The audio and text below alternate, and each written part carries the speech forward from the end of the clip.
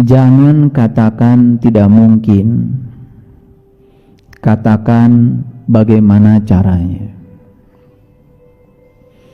Siapapun yang menghadapi sesuatu dan selalu mengatakan tidak mungkin, berarti dia sedang menutup segala kemungkinan. Begitu kita mengatakan tidak mungkin, berarti kita tidak percaya bahwa sebetulnya semesta tanpa batas itu akan menghadirkan apapun yang disebut tidak mungkin oleh kita. Begitu kita menyatakan tidak mungkin, berarti kita sedang membuat tembok besar untuk terjadinya segala sesuatu dalam hidup. Begitu kita menyatakan tidak mungkin, berarti kita sedang memasuki segala keterbatasan. Saya ingin mengajarkan untuk mengganti kata tidak mungkin dengan satu kata yang indah. Bagaimana caranya? Tentu saja ini akan berlawanan dengan yang selama ini saya ajarkan. Tugas kita cuma 3 dalam hidup ini. Yang pertama adalah meminta, yang kedua adalah percaya, dan yang ketiga adalah menerima. Meminta berarti mengkreasi, karena yang maha mencipta dalam diri kita adalah pikiran kita. Dan pikiran kita adalah energi, pikiran kita adalah getaran. Begitu kita berpikir, sebetulnya kita sedang mentransmisikan gelombang elektromagnetik ke semesta, dan semesta ini akan menerima seluruh sinyal-sinyal gelombang yang ditransmisikan oleh pikiran, dan semua yang digetarkan di semesta ini akan datang kepada kita sesuai dengan yang kita pikirkan. Oleh karena itu, hati-hati dengan pikiran, hati-hati dengan perasaan. Mengapa Allah memberikan perasaan kepada kita? Perasaan itulah merupakan suatu indikator. Perasaan itu semacam quality control untuk mengontrol apa yang sedang terjadi di pikiran. Jadi perasaan ini adalah quality control. Perasaan ini adalah instrumen. Perasaan ini adalah alat yang diberikan Allah untuk memastikan apa yang sedang terjadi di pikiran. Kalau pikiran kita sedang positif, perasaan kita akan positif. Kalau pikiran kita negatif, maka perasaan kita akan negatif. Enak tidak enaknya perasaan itu sedang memberikan ilustrasi tentang apa yang sedang terjadi di pikiran. Jadi kalau di pikiran itu sedang negatif, perasaan negatif, itu buru-buru kita harus mengubah agar dari perasaan yang diberikan itu kita bisa mengubah apa yang ada dalam pikiran. Karena kalau pikiran dibiarkan sedang memancarkan energi negatif, maka pikiran ini sedang menciptakan semesta ini sesuai dengan yang ada di pikiran itu. Dan yang akan hadir dalam kehidupan adalah apa yang ada di pikiran itu. Jadi perasaan itu bukan untuk merasakan, tapi perasaan adalah indikator utama untuk mengetahui apa yang sedang terjadi di pikiran. Karena apa yang sedang terjadi di pikiran itu yang akan menjadi kenyataan. Itulah kita harus waspada. Makanya kunci kesuksesan cuma 3. Yang pertama adalah meminta, yang kedua adalah percaya, dan yang ketiga adalah menerima.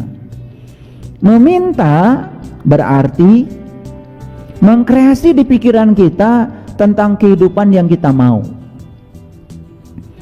Allah itu sudah menciptakan alam semesta dengan hukum sebab akibat. Sekali beliau mencipta, sudah. Beliau tidak ada urusan lagi dengan semua pilihan-pilihan yang kita ambil dalam hidup. Dan semua pilihan dalam hidup ada konsekuensi. Semua pilihan dalam hidup itu ada akibat yang harus ditanggung. Begitu kita menciptakan sebab yang bagus, maka kita akan menerima akibat yang bagus. Begitu kita menciptakan sebab yang buruk, maka kita akan menerima akibat yang buruk. Hanya itu pelajaran dalam hidup. Jadi semua yang baik, semua yang buruk dalam hidup kita tidak ada urusan dengan Allah. Tidak ada urusan dengan Allah. Itu urusan kita dengan diri kita sendiri. Jadi Allah itu menciptakan alam semesta ini memang hanya untuk sarana belajar. Jadi ketika kita mendapatkan yang tidak baik dalam hidup, jangan buru-buru mengatakan bahwa Allah sedang menghukum kita, bahwa Allah sedang mengazab kita. Bagaimana mungkin Allah yang Maha Cinta, yang Maha Pengasih, yang Maha Penyayang kemudian menghukum hamba yang dicintainya? Tidak mungkin. Dan Allah yang semacam itu adalah konsepsi yang keliru dari orang-orang bodoh tentang Allah. Nggak mungkin seperti itu. Allah itu hanya mengingatkan supaya kita tambah baik. Allah itu hanya mengajarkan supaya kita waspada. Itu saja yang diajarkan semesta. Nah, setelah kita meminta, berarti mengkreasi di pikiran kita tentang kehidupan yang kita mau. Selanjutnya adalah percaya kalau itu akan terjadi. Dan setelah itu kita harus bisa menerima. Menerima itu artinya rasakan seakan-akan apa yang kita cipta itu sudah terjadi dan sudah menjadi realitas dalam kehidupan kita. Itulah teknik berdoa yang sangat canggih. Itulah teknik berdoa yang sangat luar biasa. Kalau ini dipraktekkan, tidak ada yang tidak dapat kita lakukan kalau kita mau. Allah bersama kita, lebih dekat bersama kita daripada urat nadi leher kita. Dia bersama kita dimanapun kita berada. Dia selalu mengawasi kita. Dia tidak pernah jauh meninggalkan kita. Tidak ada yang tidak dapat kita lakukan kalau kita mau. Jadi tugas kita adalah menselaraskan pikiran kita. Tugas kita adalah menselaraskan perasaan kita. Itulah pentingnya pikiran dan perasaan. Tinjau dia dari sudut pandang energi. Setiap energi pasti ada frekuensi. Setiap frekuensi ada vibrasi. Dan semua yang ditransmisikan oleh pikiran adalah gelombang. Setiap gelombang akan merambat, akan meresonansi semua yang di luar gelombang untuk hadir dalam kehidupan kita. Jadi semua yang kita terima dalam hidup kita hari ini hanya sedang mengingatkan apa yang pernah kita cipta di pikiran kita. Dan tidak ada yang terjadi dalam kehidupan kita tanpa undangan kita. Nah, setelah kita meminta, mengkreasi, maka kita jangan berpikir cara. Cara itu bukan wilayah kita. Cara itu wilayah Allah. Nah, kenapa saya memberikan judul hari ini? Jangan katakan tidak mungkin, katakan bagaimana caranya. Mengatakan bagaimana caranya bukan pada dirimu, tetapi mengatakan bagaimana caranya kepada Allah. Karena kita itu tidak punya kemampuan untuk menciptakan cara. Contoh sederhana, kalau semua orang yang ada di ruangan ini saya ajak, bulan depan kita akan pergi umroh, ongkosnya 50 juta per orang, bintang 5. Kalau kalian berpikir cara, maka kalian akan mulai melihat saldo yang ada di tabungan hari ini, dan akan mengatakan tidak mungkin. Kenapa? Karena kita berpikir cara. Jadi tugas kita stop kata tidak mungkin, dan itu mungkin kita berangkat bulan depan. Caranya bukan wilayah kita. Bagaimana caranya? Jangan tanya pada dirimu. Kalau ditanyakan pada dirimu akan keluar jawaban tidak mungkin. Tapi tanyakan pada Allah semesta raya yang tanpa batas. Dia yang punya cara. Tugas kita cuma satu saja. Yes, bulan depan saya umroh. Dan pasti berangkat. Karena begitu kita mengkreasi dan kita percaya dan rasakan seakan-akan kita sudah berangkat, itu tidak bisa dibantah lagi. Sudah menjadi data semesta yang akan terjadi dalam kehidupan kita. Sesederhana itu kalau kita tahu caranya. Makanya banyak orang yang mencibir ya, dari mana uangnya? Saya masih ingat dulu waktu mau bikin masjid ini, kita rapat berkali-kali, dan yang keluar di rapat itu adalah pertanyaan dari mana uangnya. Dan kalau bertanya dari mana uang ditujukan pada orang yang tidak punya uang, yang keluar kata-kata tidak mungkin. Tapi kalau kita percaya bahwa Allah akan bekerja sesuai dengan yang dikreasi oleh kita, kita percaya, dan itu seakan-akan sudah terjadi, maka semesta akan bekerja. Dan cara semesta bekerja di luar ekspektasi kita. Sama saja dengan orang yang punya uang 3 juta dan uangnya dipinjam oleh tetangganya. Dan kemudian uang yang dipinjam itu tidak kembali pada waktu yang dijanjikan. Kalau dia berfokus bahwa hidup dia satu-satunya adalah uang 3 juta, itu yang menyebabkan uang itu nggak kembali. Tapi kalau dia biarkan fokus itu jangan ke situ, dia fokus kepada Allah yang tanpa batas, pemilik semua semesta ini. Jangan berfokus pada uang, berfokus pada dia yang punya uang. Fokus keluar dari situ. Kemana pikiran dialirkan, kemana pikiran diarahkan, ke situ energi dialirkan. Fokus pada yang lebih besar. Apa yang terjadi? Percaya sama saya, tetangga kita akan punya kemampuan mengembalikan uang 3 juta, dan kita akan mendapatkan keberlimpahan yang melampaui uang itu. Nggak bisa ini diceritakan, kalian harus praktek. Makanya tadi pagi saya tiba-tiba pengen menulis kalimat singkat. Berbicara kebaikan bagus, tetapi melakukan kebaikan itu yang luar biasa. Karena kalau kita berulang-ulang membicarakan kebaikan dan tidak melakukannya, kita sebetulnya sedang mengidentifikasi diri kita sebagai orang munafik. Cerita bahwa memberi itu bagus, cerita bahwa memberi itu indah, itu sudah tidak usah diceritakan lagi. Tidak usah cari quotes-quotes tentang itu. Kita harus berhenti mencari itu, karena sudah tahu itu baik.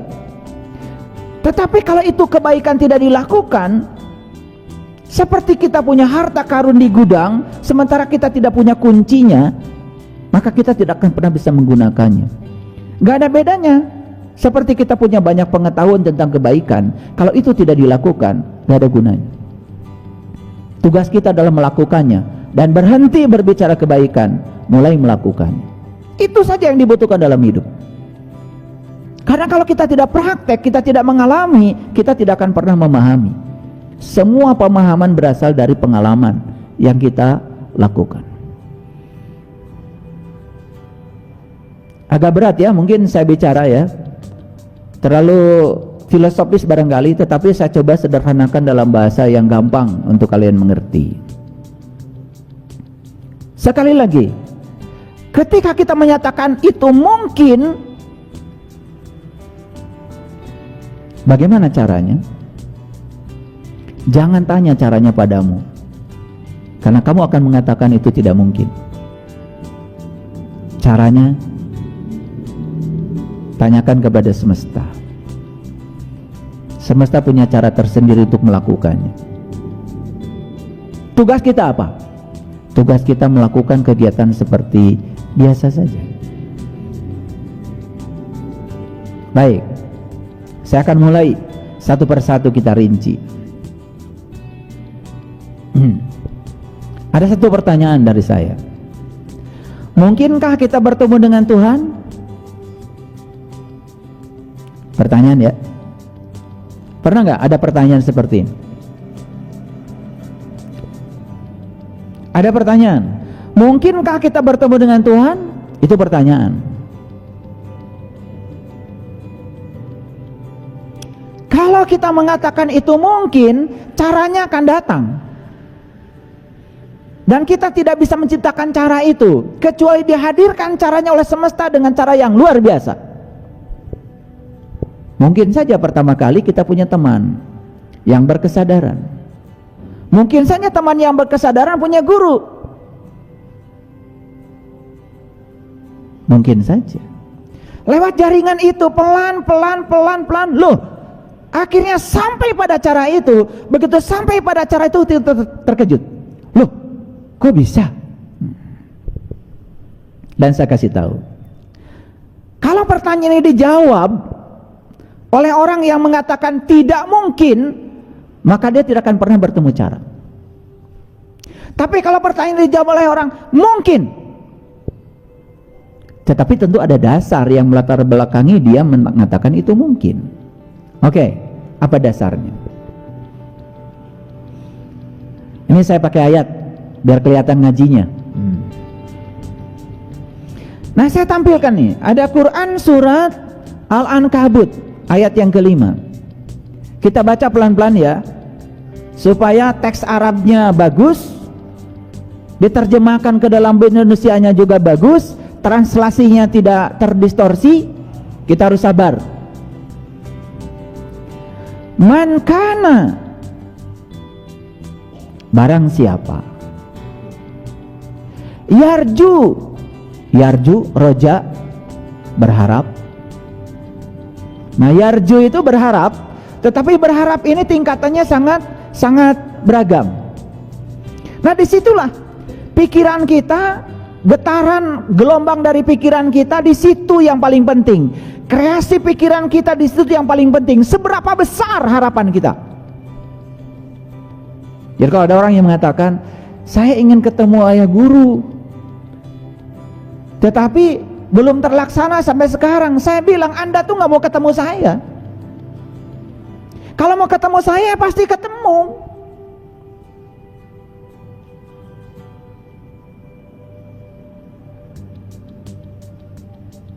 Ya,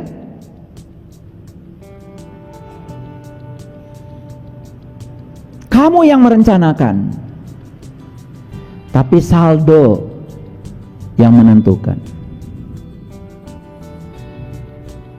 Manusia boleh berencana, tapi saldo yang menentukan, bukan? Iya. Dan siapa yang akan ngisi saldo kita itu? Kalau kamu punya keinginan kuat bertemu saya, kemarin ada orang dari Amerika, dari Minnesota, keinginannya kuat bertemu dengan saya. Usianya sudah 66 tahun. Beliau itu adalah konsultan IT. Jadi hebat tuh, orang Indonesia jadi konsultan IT, tinggal di Amerika, ya, kemudian mendapatkan orang Amerika dan tinggal di Amerika. Dan saatnya harus kembali ke Indonesia hanya untuk bertemu dengan saya. Kalau keinginannya kuat, ya saldonya ada. Tapi kalau keinginannya tidak kuat, gak mungkin ketemu saya. Yang dekat-dekat saja, dekat rumah saya, tidak ada keinginan yang kuat untuk menuju sana, gak akan ketemu saya. Yang ingin ketemu saya cuma perlu beras, ya dapat beras. Yang ketemu saya cuma pinjam uang, ya dapat pinjaman uang. Tapi yang ketemu saya ingin ketemu dengan jati dirinya, akan dapat. Itu yang disebut dengan roja itu. Roja itu tingkatannya sangat banyak. Terserah di frekuensi mana Anda bermain. Kalau Anda bermain di frekuensi tinggi dan harapan untuk bertemu dengan Tuhan luar biasa, percaya sama saya, tidak usah berpikir cara, karena cara urusan semesta. Baik. Man kana yarju, barang siapa yang berharap liqa Allah, berjumpa dengan Allah. Jadi suka atau tidak suka, tidak ada terjemahan dari bahasa Arab ke dalam bahasa Indonesia. Liqa itu artinya adalah berjumpa. Jadi saya sangat aneh sekali kalau ada orang alergi dengan kata-kata berjumpa. Aneh. Ini bahasa Arab, ini bahasa Tuhan. Tuhan aja mengatakan berjumpa kok. Terus Anda mau pakai bahasa apa? Walaupun kata perjumpaan memang tidak seperti Anda berjumpa dengan saya, itu teknis. Tetapi kata berjumpa ya berjumpa saja, gak ada terjemahan yang lain. Man kana, barang siapa yarju, punya keinginan kuat, liqa Allah, berjumpa dengan Allah, fa inna, sesungguhnya ajalallahu la'aj, saatnya akan tiba. Nah, saat itu akan tiba, siapa yang ngurus? Bukan kita yang ngurus. Kita dipertemukan si A, dipertemukan si B, dipertemukan si C. Tahu-tahu seperti asam bertemu dengan garam. Asam tuh jauh di gunung dan garam tuh di laut. Saatnya bertemu juga di kuali. Sama, ada sahabat kita nih, ya, dari Ciamis. Ciamis dengan Bandung tentu saja jaraknya sangat jauh. Begitu ada roja, ada keinginan yang kuat di sini, ketemu juga di majelis ini. Sebaliknya, mohon maaf, tetangga-tetangga sini yang tidak punya keinginan, nggak mungkin dong ketemu saya.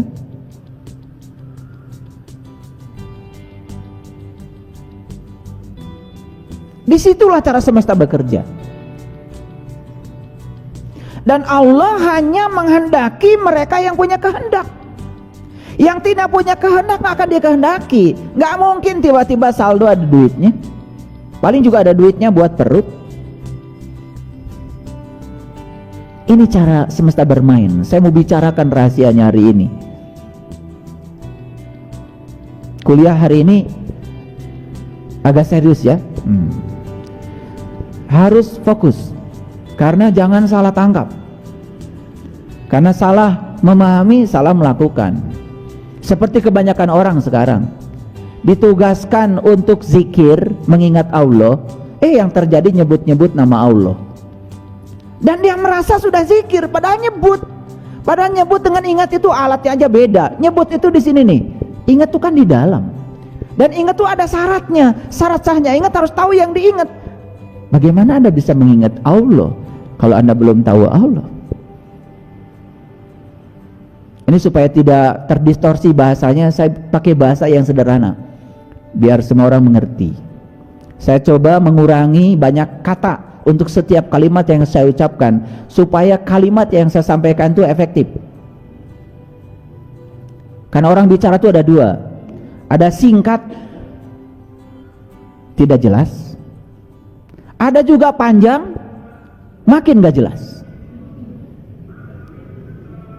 Ada tuh orang ngomongnya panjang gak jelas, apalagi singkat tambah gak jelas. Nah, yang paling susah itu cari orang yang ngomong singkat dan jelas. Dan untuk mencapai singkat dan jelas, pertama bukan soal pilihan kata. Yang paling penting adalah kata yang kita ucapkan itu ada energinya enggak? Karena energi berasal dari pengalaman. Itulah yang dikatakan di Quran, man azina lahu rahman wa qala sawaba. Siapa yang tidak dapat izin bicara dari Tuhan yang Maha Pengasih, kata-katanya tidak ada artinya. Makanya ada orang berkata sama katanya, tetapi dampaknya berbeda. Ini soal energi. Yang satu ada energinya, yang satu tidak ada energinya. Yang satu menghunjam, yang satu tidak. Yang satu frekuensi tinggi, yang satu frekuensi rendah. Kita bicara cahaya. Cahaya sama cahaya, tapi ada cahaya tampak seperti ini, ada cahaya tidak tampak. Contohnya sinar X, sinar laser. Cahaya ini dipakai untuk moto, ya paling juga hanya kulit aja yang terfoto. Tapi sinar laser yang frekuensinya lebih tinggi, namanya sama-sama cahaya, dia bisa menembus kulit dan daging. Bahkan dia bisa mendeskripsikan ketika tulang itu retak, bagian mana saya yang retak. Dia bisa deskripsikan. Ini soal frekuensi. Sama ya, orang mengatakan kata-kata yang sama. Yang ini ada bekasnya, yang ini enggak. Yang ini menghunjam, ini tidak. Ini soalnya soal energi, soal frekuensi. Dialami atau tidak yang dia katakan. Itu aja sebetulnya. Baik, kita lanjut ya. Barang siapa yang berharap jumpa dengan Allah, pasti saat yang dijanjikan itu akan tiba. Kenapa? Wa huwas samiul alim, karena dia maha mendengar, dia maha tahu. Oke, kan tadi masih menjawab pertanyaan, mungkinkah bertemu dengan Tuhan? Itu pertanyaannya. Mereka yang mengatakan mungkin, karena ada landasannya. Landasannya apa?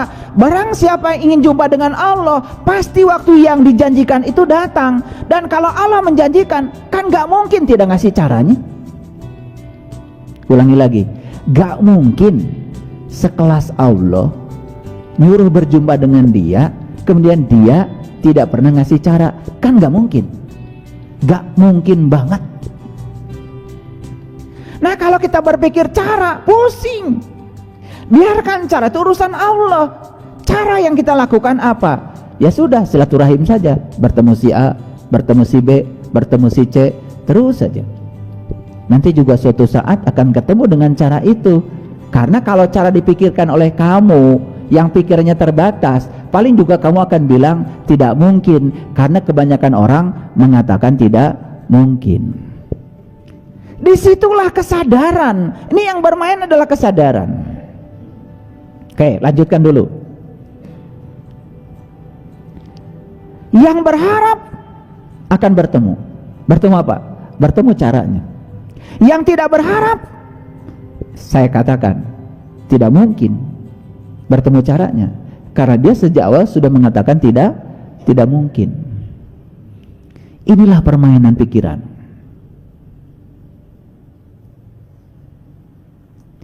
Makanya orang yang mengatakan mungkin, karena dia berpikir, mungkinkah Tuhan berfirman tentang sesuatu yang tidak mungkin? Pertanyaannya, mungkinkah Tuhan berfirman tentang sesuatu yang tidak mungkin? Mungkin nggak? Nggak mungkin. Nggak mungkin banget. Artinya setiap firman Tuhan itu pasti bisa dilakukan. Bahwa hari ini belum bisa dilakukan karena Anda belum ketemu caranya. Belum ketemu caranya, Anda berpikir tidak mungkin. Yang akan didapat, Anda selalu tidak akan menemukan cara itu. Jadi sebenarnya sederhana, tugas kita cuma berpikir bahwa itu mungkin. Karena apa? Tidak mungkin Tuhan berfirman tentang sesuatu yang tidak mungkin. Agak berat ya? Oke, saya jelaskan sedikit. Kan Allah bilang gini, aku bersamamu, lebih dekat kepadamu daripada urat nadi lehermu. Saya tanya, itu informasi bukan? Informasi. Fakta bukan itu? Bukan fakta. Sepanjang kita belum membuktikannya. Hati-hati. Walaupun itu dari kitab suci, walaupun itu kalimat suci, bagi sebagian orang mungkin kalimat suci itu sudah menjadi fakta. Pertanyaannya saya, bagi Anda kalimat itu sudah jadi fakta atau masih berupa informasi?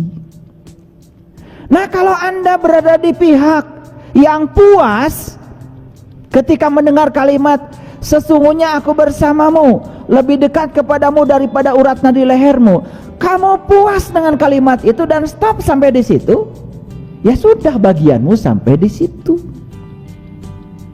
Tapi bagi mereka yang bertanya, Tuhan, aku bersamamu, kata engkau, bahkan aku lebih dekat daripada urat nadi lehermu, kata engkau, tolong Tuhan, gimana caranya saya bisa membuktikan kalau engkau lebih dekat kepadaku daripada urat nadi leher? Kalau kita bertanya gimana caranya dan berpikir mungkin, itu akan ketemu caranya. Caranya bukan kita lagi yang ngurus, caranya yang ngurus adalah semesta. Paham sampai sini? Nah, inilah kebanyakan orang belajar tauhid nggak jelas. Belajar sifat 20 diapalkan, sudah dinadomkan dan hafal, selesai. Wujud kidam bako muhalafatul hawadisi qiyamuhu binafsihi wahdaniyat kudrat iroda. Gitu? Ah, suaranya kurang bagus katanya. Wujud kidam bako muhalafatul hawadisi. Oh, makhrajnya tadi kurang. Wujud kidam bako mukhalafatul hawadisi. Itu mulek aja di situ, nggak lagunya, makhrajnya. Tetapi tidak pernah bertanya, wujud itu apa? Bukankah dia tuh sang wajibul wujud? Seperti apa wujudnya? Karena kita tidak pernah bertanya, maka tidak ada aliran jawaban dari semesta. Karena aliran jawaban kepada seseorang hanya bagi mereka yang bertanya. Sama aja. Kalian belajar sifat 20, tetapi belum sampai pada sang wajibul wujudnya. Sama saja dengan kalian belajar tentang air. Cari buku di Gramedia, sifat-sifat air. Hiji, cair. 2, mengalir. Kan gitu. 3, selalu menempati tempat yang ditempatinya. 4, mengalir tempat tinggi ke tempat rendah. 5, basah. Terus aja. Tetapi belum pernah lihat airnya, bahkan belum pernah bersentuhan dengan airnya, tetapi puas ketika sudah bisa menghafal sifat-sifat air. Maaf, apakah kalian bisa meminum air dari sifat-sifat air? Sifat air itu ditulis sama orang, jadilah beberapa kalimat. Kita tidak akan pernah bisa merasakan sifat air dari tulisan tentang air, selengkap apapun sifat itu, karena merasakan air kan harus dari airnya. Paham sampai sini? Oke, lanjut dulu biar nggak terlalu dalam. Nah, Allah di Quran mengatakan, barang siapa ingin jumpa dengan Allah, waktu yang dijanjikan pasti datang. Janji bukan Allah, anjuran bukan dari Allah. Maka Tuhan menganjurkan untuk bertemu, pasti dong Tuhan akan ngasih cara. Nah, itulah sebetulnya kunci pembuka mata kalbu itu sudah diberikan Allah pada semua orang. Semua orang itu sudah diberi kunci. Ada yang sampai karatan gitu tuh, nggak dipakai kuncinya. Tapi cara menggunakan kunci dititipkan Allah kepada para nabi, para rasul. Jadi para nabi dan para rasul gak perlu ngasih kunci. Mereka itu cuma ngasih cara, bagaimana cara menggunakan kunci. Karena kunci itu sudah diberikan pada semua orang. Kasih sayang Allah bukan itu? Nih lihat saya semuanya, lihat saya. Allah mengatakan, barang siapa yang ingin jumpa dengan Allah, maka waktu yang dijanjikan itu pasti datang. Gak mungkin Allah gak ngasih alatnya, gak mungkin Allah gak ngasih sarananya. Semua orang sudah dikasih, cuman ada yang bisa menggunakan, ada yang tidak. Nah, yang bisa menggunakan karena dia berpikir mungkin, yang tidak bisa menggunakan karena dia berpikir tidak mungkin. Lalu kuncinya karatan, gak dipakai seumur-umur. Itu aja kok bedanya. Paham sampai sini? Oke. Jadi ingin berjumpa dengan Allah ya sederhana, berpikir mungkin saja dan berharap sekuat frekuensi kita, maka suatu saat kita akan sampai pada waktu yang dijanjikan itu. Paham? Oke. Ini masih judulnya masih sekitar ini. Pertanyaan kedua. Hari ini banyak pertanyaan. Mungkinkah kita tahu tentang ruh? Pertanyaan. Mungkinkah kita tahu tentang ruh? Gimana jawaban?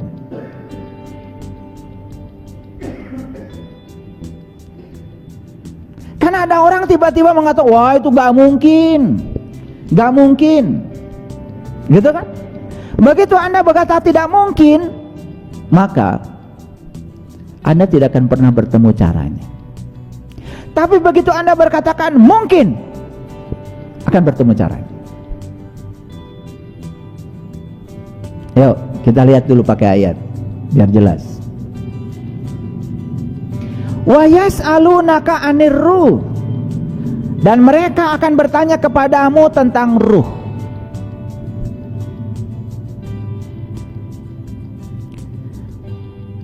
Kul ar-ruh min amri rabbi, katakan ruh itu urusan Tuhanku. Urusan siapa? Urusan siapa? Ini hati-hati belajar Quran. Nih grammarnya harus jelas. Dan mereka bertanya kepadamu tentang ruh. Pertanyaan saya, siapa yang ditanya? Dan siapa mereka? Ini fokus ya, fokus. Jangan pijit-pijitan di sini. Fokus.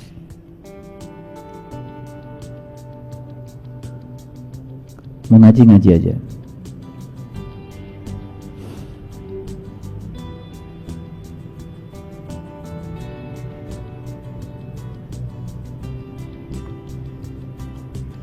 Saya terganggu konsentrasinya. Wa yas'alunaka 'anir ruh. Dan jika mereka bertanya kepadamu tentang ruh, pertanyaan siapa mereka? Mereka tuh yang belum tahu ruh pasti bertanya. Betul nggak? Hati-hati. Karena ada orang juga bertanya pura-pura tahu. Nah, itu namanya ngetes. Makanya kalau orang ngetes, nggak usah dijawab. Karena jawabannya dia udah tahu. Buat apa kita ngasih jawaban pada mereka yang sudah tahu atas jawaban dari pertanyaan dia? Walaupun mungkin saja jawaban dengan pertanyaan nggak nyambung. Tapi kalau saudara niat ngetes, itu nggak perlu dijawab.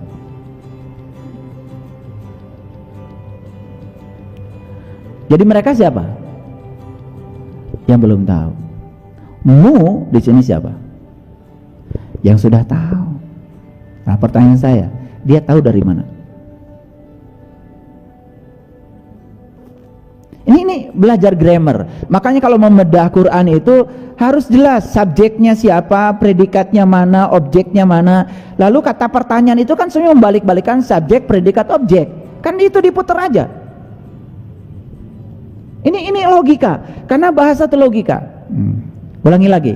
Dan mereka bertanya kepadamu tentang ruh. Siapa mereka? Yang tidak tahu. Nah, yang tidak tahu ada dua. Ada yang tidak tahu tetapi dia tidak tahu bahwa dia tidak tahu. Sok tahu, tidak mau tahu. Akan bertanya?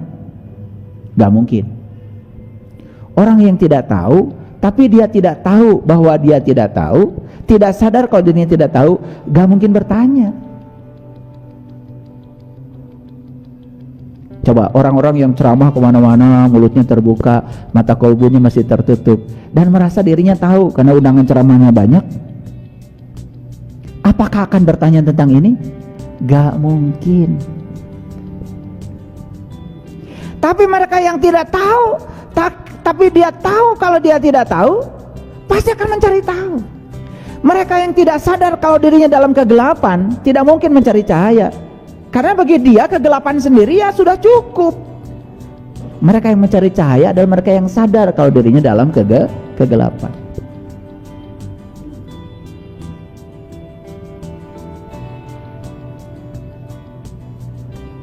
Pertanyaan saya berikutnya, pintar nggak menjawabnya? Orang yang ditanya ini pasti orang tahu dong. Nah, orang yang ditanya yang sudah tahu tentang ruh, dia tahu ruh dari mana? Yuk, dari mana? Gak ada jawabannya di sini. Katakanlah, Qul ar-ruh min amri Rabbi. Ruh itu urusan Tuhanku. Tuhan siapa? Bukan urusan Tuhanmu. Kan kamu belum tahu. Ruh itu urusan Tuhanku. Awas, bukan urusan Tuhanmu. Ini soal logika. Ruh itu urusan Tuhanku. Berarti aku ini sudah tahu Tuhan? Sudah tahu dong. Yang sudah tahu Tuhan tahu ruh. Nah, bukan berarti ayat ini melarang orang tidak boleh tahu ruh. Itu yang konyol selama ini. Karena yang jawab orang konyol. Makanya daripada konyol, kan lebih bagus konyol. Ya manis, enak. Konyol ini kan bahaya.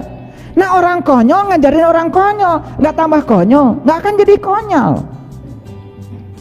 Nah, yang lucu di kehidupan ini, banyak orang konyol, ya, jadi guru yang diajarkan sama-sama konyol, bukannya tambah konyol.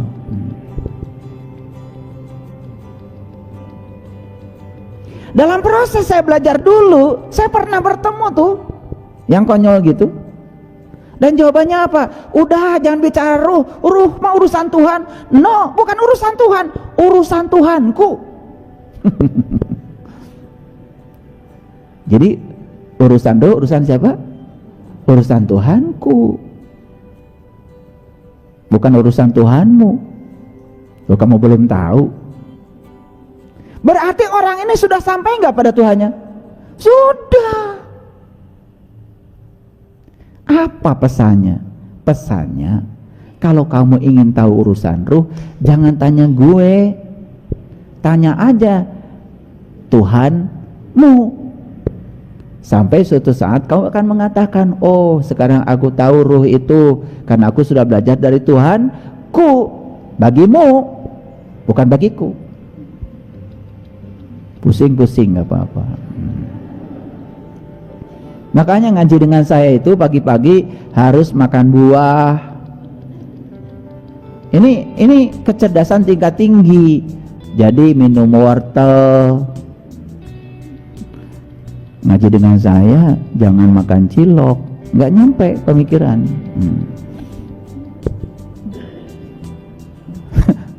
Kalian itu mau ngaji dengan saya jangan makan lem, ngantuk nanti, rapat jadi. ulangi. Jadi apakah ini larangan untuk tahu tentang ruh? Bukan. Kalau tahu ingin urusan ruh, maka jangan tanya manusia, apalagi manusia yang tidak tahu, apalagi mereka yang sok tahu. Ruh dijelaskan, ruh diterangkan. Ya Allah, tidak bisa diterangkan, tidak bisa dijelaskan, bahkan tidak punya nama, tetapi dapat ditemui dan dirasakan, karena tugasnya bukan menerangkan. Temui, sudah ditemui, sudah dirasakan, baru kita ketika ditanya, gimana sih pendapat kamu tentang ruh? Pokoknya gitu deh, gak perlu ada penjelasan lagi. Itulah cara belajar yang keren. Karena selama ini kita belajarnya gak keren, kebanyakan baca buku, baca kitab. Akibatnya belajar menggunakan logika dan persepsi, lalu persepsi itu dianggap kebenaran, padahal hanya kebohongan yang diulang-ulang. Saking sering diulang-ulang, itu dianggap sebagai kebenaran. Paham sampai sini? Jadi boleh nggak bertanya tentang ruh? Boleh, tetapi cara bertanyanya kepada Tuhanku. Jadi kalau ingin tahu rahasia ruh, temui saja Tuhanku. Ku itu bagi saya loh, bagi kalian ya Tuhanmu. Paham? Makanya kalian selama ini salah nggak belajar. Ingin tahu rahasia ruh, baca buku. Ingin tahu rahasia ruh, diskusi. Itu yang keliru. Disitulah perlunya guru. Jadi seorang guru itu cuma membukakan pintu agar kita bisa menyatu, memanunggal, sehingga mengerti, oh ternyata ruh itu toh. Jadi alam semesta yang tanpa batas ini sudah meniupkan dirinya, bagian dari dirinya pada diri kita. Bagian yang ditiupkan semesta pada diri kita itu namanya ruh. Yang di sini yang tanpa batas tidak diberi nama ruh. Ruh itu bagian dari dirinya yang ditiupkan ke dalam diri kita. Oh itu ruh yang ada bersama saya, daya kehidupan yang bersama dengan saya. Dari situ akan mengerti mana ruh, mana jiwa. Oh ternyata ruh itu ya. Oh ternyata ruh dengan jiwa beda ya. Itu setelah mengalaminya secara sendiri sebagai bentuk pengalaman. Ngerti maksud saya? Nah ini kenapa saya bicara ini, karena penting. Karena terminologi belajar agama selama ini lebih banyak yang disenangi itu adalah penjelasan, bukan pengalaman. Karena apa? Karena yang menjelaskan pun belum tentu bisa mengalami. Ngerti maksud saya? Gitu. Dia menjelaskan kopi, hati-hati. Jangan-jangan belum pernah minum kopi. Jangan-jangan belum pernah lihat wajah kopi, cuma dia pernah baca buku tentang kopi, diapalin, besok-besok dijelasin. Itu kan namanya pil dacil. Ayo sekarang kita lanjutkan. Dan mereka bertanya kepadamu tentang ruh. Katakanlah ruh itu urusan Tuhanku. Nah ini ada isyarat satu lagi. Apa coba? Wa ma utitu minal ilmi illa qalila. Dan kamu tidak diberi ilmu kecuali sedikit. Nah ini yang sering salah tafsir. Karena kita diberi ilmu sedikit, ya udah nggak usah tahu tentang ruh. Itu yang salah. Lihat saya semuanya. Karena kamu diberitahu ilmunya sedikit, maka urusan ruh tanya sama yang ilmunya tak terbatas. Nah untuk tahu yang tak terbatas, ya kamu harus tahu dahulu yang sedikit dong. Itu perintahnya. Tahu nggak ilmu yang sedikit? Nabi Muhammad bilang, awwaluddin ma'rifatullah. Awalnya agama itu mengenal Tuhan. Itu saja ilmunya sedikit kok. Makanya ada hadis Nabi yang sangat populer. Hadisnya begini, barang siapa yang mengamalkan yang dia tahu, maka Allah akan mengajarkan yang dia tidak tahu. Ini harus dibahas nih agak dalam. Barang siapa yang mengamalkan yang dia tahu, maka Allah akan mengajarkan yang dia tidak tahu. Jadi kalau ingin pintar, nggak usah sekolah. Amalkan saja ilmu yang kamu tahu, maka Allah akan mengajarkan yang kamu tidak tahu. Nah, kalian pengen pintar sekolah. Ya kalau sekolah, sepintar-pintarnya sekolah, apa yang diajarkan guru dan apa yang diajarkan dosen. Sepintar-pintarnya sekolah, paling juga cuma tahu apa yang ada di otak guru dan apa yang di otak dosen. Hanya mengulang-ulang yang sudah mereka tahu. Nah ini yang disebut dengan pintar sejati. Kalau pintar sekolah, itu pintar biasa. Mau pintar yang mana? Nah pintar yang utama tuh pintar karena sejati. Yang ngajarkan yang maha sejati. Siapa guru kita? Allah yang maha pintar, nggak akan salah. Makanya saya nggak mau berguru sama manusia banyak persepsi. Kan Allah bersama saya, lebih dekat daripada urat nadi leher saya. Ya saya belajar aja sama beliau, dekat bersama saya. Bahkan belajar sama beliau tuh 24 jam. Coba belajar sama dosen. Maaf ya, Pak dosennya sedang sibuk atau sedang tunduh. Allah mah nggak pernah tunduh, nggak pernah ngantuk. 24 jam standby. Rek jam sabaraha diajar menang. Betul? Itu. Jadi kesimpulan dari ayat ini apa? Cari oleh kalian ilmu yang sedikit itu. Ulangi, cari olehmu ilmu yang sedikit itu. Saya kasih tahu sama kalian, kalau kalian sudah menemukan ilmu yang sedikit itu, amalkan saja ilmu yang sedikit itu, maka Allah akan mengajarkan apa yang kamu tidak tahu. Maka di Quran dikatakan, ilmu itu ada dua, ada ilmu dari manusia, ada ilmu miladun ka ilman, ilmu yang langsung dari Allah. Mau yang mana? Lah, kalian pengen ilmu dari Allah, yang dicari jelema terus. Kalau ilmu dari Allah ya sudah, cari Allah. Bahkan tidak perlu lagi mencari Allah, sadari kehadirannya dan temui. Bisa. Loh tadi kan sudah saya sampaikan, Allah sendiri yang bilang, siapa yang berharap jumpa dengan Allah, waktu yang dijanjikan pasti datang. Masa Allah mengajarkan yang tidak mungkin? Itu gimana, sampai sini ngerti? Nah, jadi tugas kita sekarang ini cari apa? Cari ilmu yang sedikit. Nih saya kasih tahu, kalau kita sudah tahu ilmu yang sedikit, maka kita akan tahu ilmu yang banyak.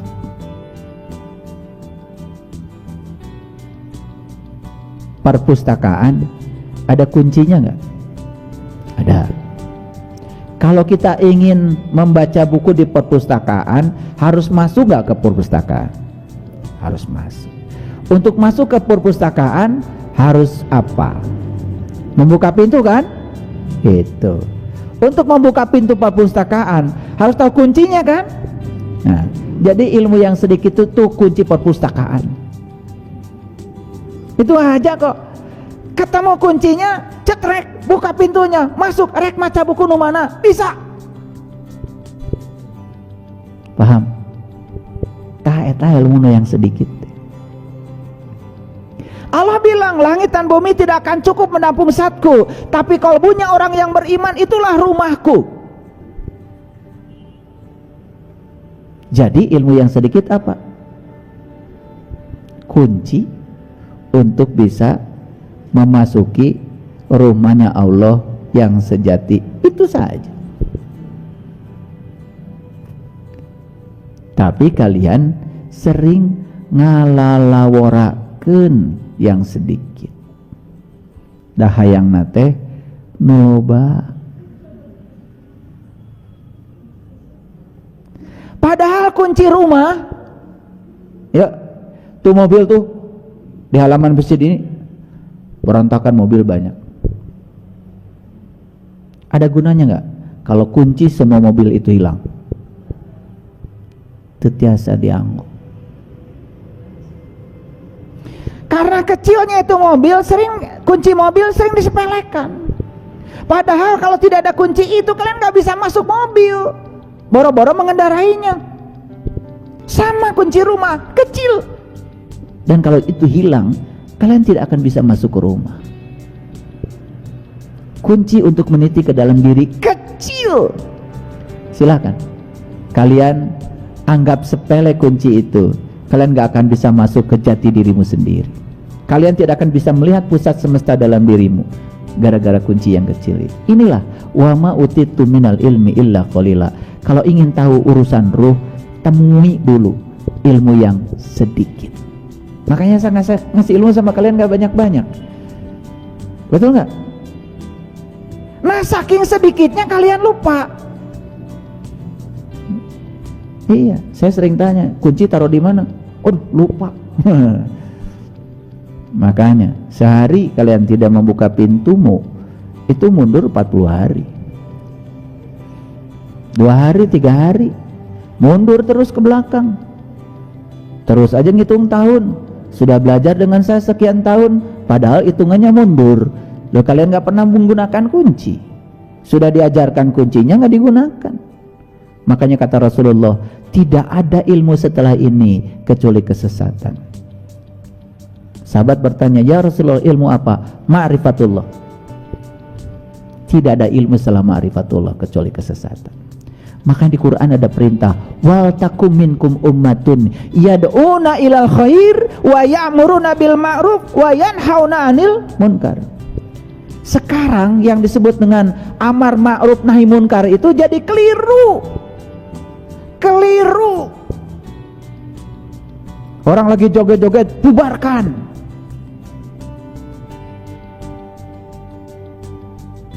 Itu yang disebut dengan amar ma'ruf nahi munkar. Padahal ma'ruf dari kata dasar arofa, ma'rifat. Tugas manusia itu cuma satu, yad'una ilal khair, mengajak manusia ke jalan kebaikan. Jalan kebaikan cuma 2. 1, mengajak orang untuk bermakrifat kepada Allah.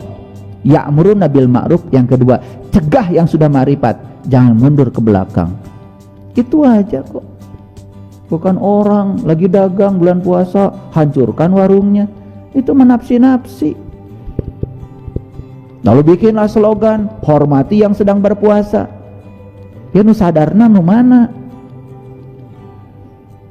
Cenah nu puasa teh leuwih sadar tibatan nu teu puasa. Tapi nu puasa menta dihormati ku nu teu puasa. Kan kuduna mah slogan teh hormati yang tidak berpuasa. Betul nggak? Coba bagusan mana? Hormati orang bodoh atau hormati orang pinter? Hah? Hormati orang bodoh. Dan nu bodoh macan pinter. Apa nu pinter mah pernah bodoh, ngarasakeun.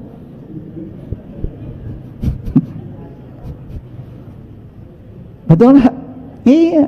Hormati orang bodoh. Jangan hormati orang pinter. Apaan yang pinter teh udah pinter, berarti udah sadar. Manya nu sadar minta dihormati kun teu sadar. Kuduna ge nu sadar ngahormat kan nu teu sadar. Makanya jangan anak hormati orang tua, salah. Orang tua hormat ka budak, da budak macan jadi kolot. Apaan kolot mah baheula budak geus jadi budak. Itu ngaji teh salah wae. Maneh teh kudu hormat ka kolot. Kolot naon nu kitu? Lamun budak na pintar mah bapak kudu hormat ka abdi. Da abdi macan jadi kolot. Budak kene, bapak mah pernah jadi budak gitu. Budak doraka. Tapi eta teh bener sebetulnya mah. Ya. Nih saya kasih tahu, ya. Saya waktu pertama kali ceramah di Padang, saya bilang saya datang ke Padang mau belain Malin Kundang. Bingung orang Padang semua. Ini ceramah apa lagi katanya?